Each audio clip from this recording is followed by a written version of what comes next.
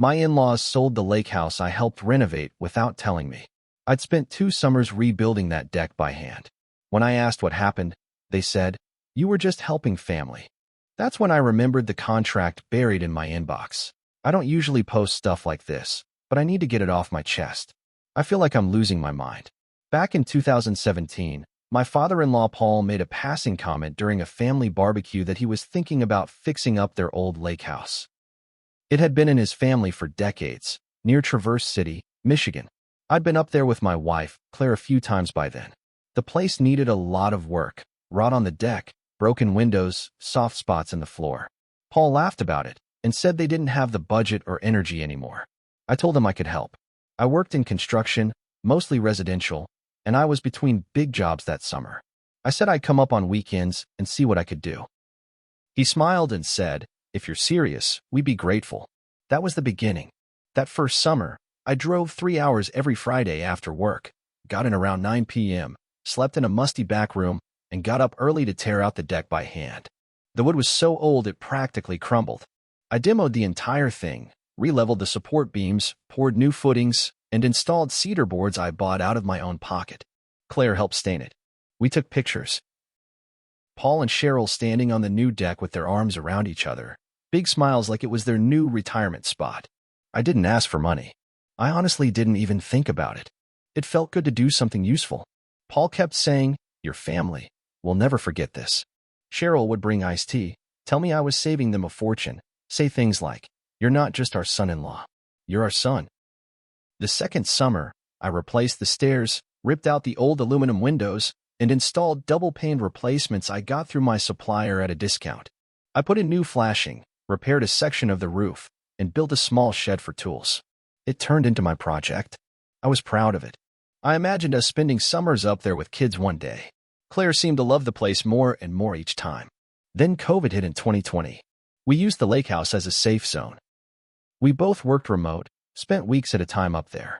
I built a fire pit out of stone, cleaned out the old dock, even taught myself to fix the plumbing when the toilet cracked. Paul and Cheryl barely came up anymore. They said they were grateful someone was taking care of it. Things changed in 2023. Claire started pulling away a little.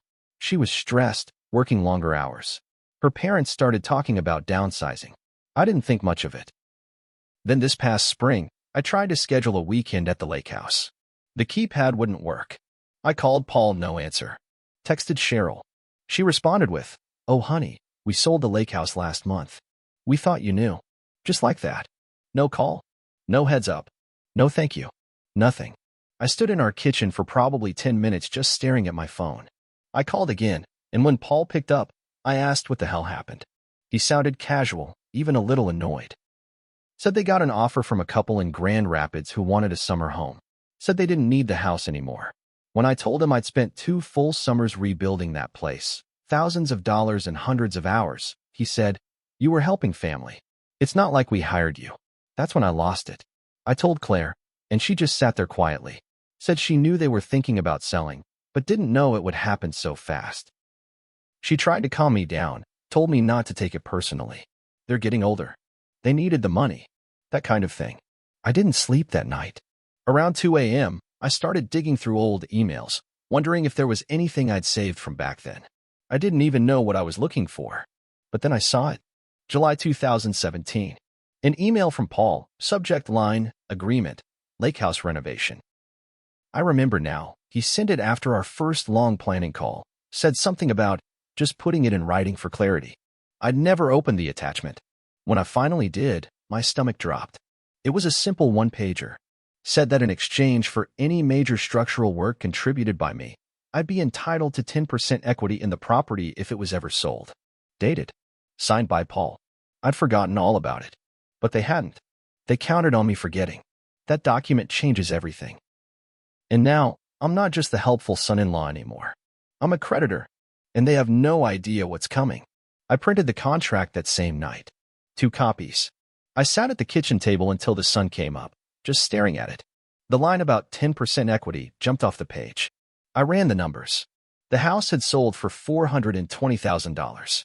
I looked it up in public records. It was listed in January, sold in March, closed in April. They hadn't just forgotten to tell me. They kept it from me on purpose. 10% of that sale was $42,000. That's not just a thank you.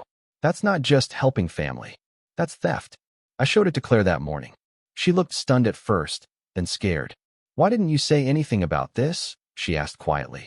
I didn't remember, I said. But I do now. She begged me not to do anything rash. Said it was a misunderstanding. That they didn't mean harm. That it wasn't worth a family fight. But it was. I gave Paul a chance. I called him.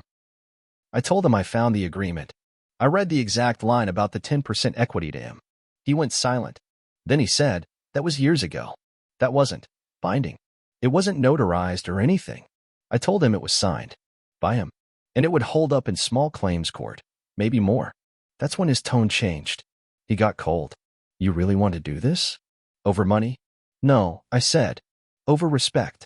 A week later, I sent a demand letter. Certified. With a copy of the contract. Gave them 14 days to respond. Claire was furious. Not at them, at me. You're tearing the family apart over a stupid old house, she said. No, I told her. They did that when they sold it behind my back. Then came the next blow. I found out Claire did know. Not just they were thinking about it. She'd helped them stage the house when I was working out of state for a week. Helped box up some of our things. She lied straight to my face. When I confronted her, she started crying.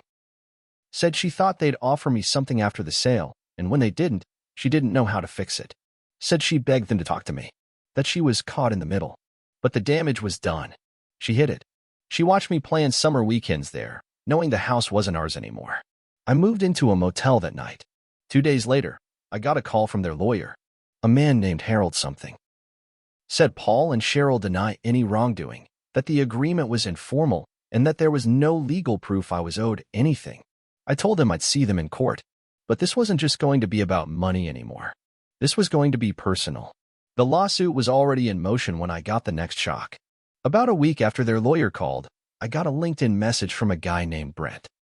Said he used to work with Paul back in the late 90s, back when Paul was managing commercial real estate in Chicago.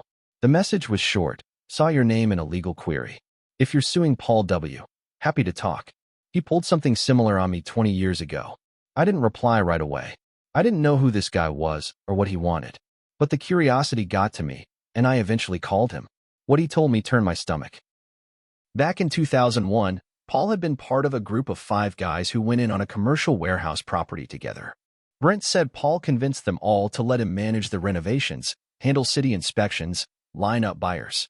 Then he sold the property quietly and kept most of the money. Claimed the LLC paperwork was invalid. Brent sued him. Got a settlement. But 3 others never got their money.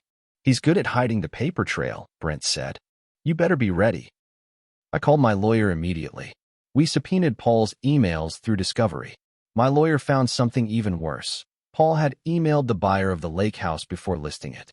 They'd arranged a private deal, quietly, to avoid brokerage records. Why? So there'd be less paperwork. Less that could be traced. He knew exactly what he was doing. Claire, meanwhile, kept texting me. Guilt mixed with pleading. She wanted to talk. I agreed, one last time, in public. We met at a diner near downtown. She looked tired, like she hadn't been sleeping either. I was wrong, she said. I should have told you. I froze. I didn't want to lose them or you. Then you should have picked a side, I said. Because now you've lost both. That's when she told me she'd moved back in with them. I don't know why that hit so hard. Maybe because I thought, deep down, she'd finally see them for what they were. But she went back. To the people who robbed me, who lied to us both, and who treated my work like it meant nothing. I stood up and walked out. The final twist came 3 days later. I was digging through an old folder of renovation photos, trying to catalog all the labor and materials I'd put in, when I found a USB stick labeled Lakehouse 2018. I plugged it in. Inside was a full video walkthrough I'd made for insurance purposes. I'd forgotten all about it. I narrated the whole thing, pointing out each area I'd repaired, the tools I used, even mentioned the agreement with Paul on camera. That video was a smoking gun. Proof of the work. Proof that they knew. Proof that I wasn't just helping family. Now it wasn't just about the 10%. Now I was going after everything I legally could. My lawyer said the video changed everything. It wasn't just that I showed the repairs. It was the way I talked. Calm. Focused. I said things like, "This is the new stair frame I rebuilt after Paul, and I agreed to split equity if the house ever sold." My voice was steady. I sounded like a man who trusted his family. Now it was evidence. The case shifted. What started as a small claims issue became a full civil suit. My lawyer filed for breach of contract, fraud, and unjust enrichment. We subpoenaed more records, bank statements, renovation receipts, the escrow timeline. And we hit gold. Turns out, Paul had quietly funneled $18,000 from their joint account with Claire into a private fund before the Lakehouse sale even closed. Cheryl co-signed it. They'd hidden the money under Claire's name, probably trying to shield it in case I sued. Claire claimed she didn't know. I didn't believe her. I served her with a separate filing, intent to recover commingled funds. That made things very real for her. She stopped texting me after that. Her lawyer reached out instead. Then came the backlash. Cheryl started calling my mother. Not to apologize, to shame her. Said I was ruining the family, that I'd turned into someone bitter. My mom hung up on her. Paul emailed me directly. Just one line, "Congratulations. You've destroyed your marriage over a deck." I didn't reply. I forwarded it to my attorney. We were weeks from court when something unexpected happened. One of Paul's old coworkers, someone from his Chicago days, sent me an anonymous envelope. No return address. Inside was a stack of printed emails between Paul and a contractor, dated 2017.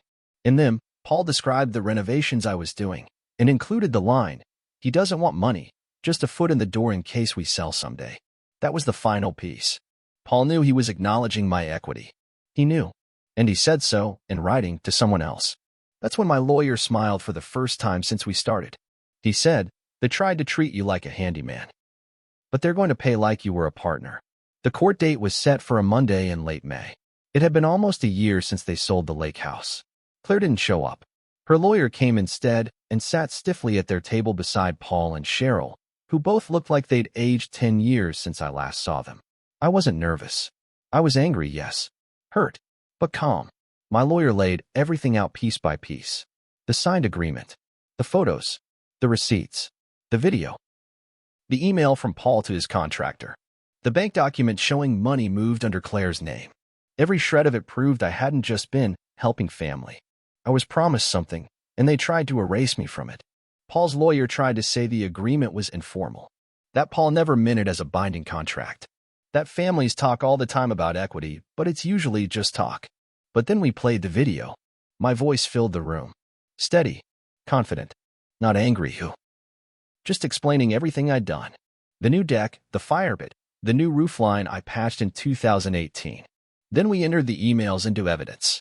I watched Paul's face drop as his own words were read aloud. "He doesn't want money, just a foot in the door in case we sell someday." It was over right then. The judge ruled in my favor. Full 10% of the sale, $42,000. Plus $3,000 in reimbursement for documented materials. Plus $7,500 in legal fees, since they tried to deny a valid agreement. But what mattered more was the ruling's language. Plaintiff demonstrated clear evidence of fraudulent concealment and breach of contract by the defendants. It was public. On record. Paul and Cheryl weren't just forced to pay, they were branded as liars who tried to cheat their own son-in-law out of what he earned. Claire's lawyer tried to negotiate a separate settlement for the money funneled through her name. I agreed, under one condition.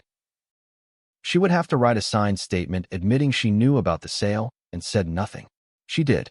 I didn't ask for more. I didn't drag her through court, but I mailed a copy of the signed judgment and her statement to her employer's HR department anyway. She worked in financial ethics for a private firm. They fired her within a week. I heard through mutual friends that Paul and Cheryl tried to buy a small condo in Sarasota. But after paying me, covering legal fees, and taking a hit on taxes for misreporting the sale, they couldn't afford it. They moved in with one of Cheryl's cousins. The same cousin she used to say drinks too much and doesn't mow his yard. I haven't spoken to Claire since the day we signed the separation papers. I don't hate her, but I don't forgive her either. She watched it all happen. She had a choice, and she chose silence. As for me, I took that $52,500 and used it for something I'd been dreaming about for years.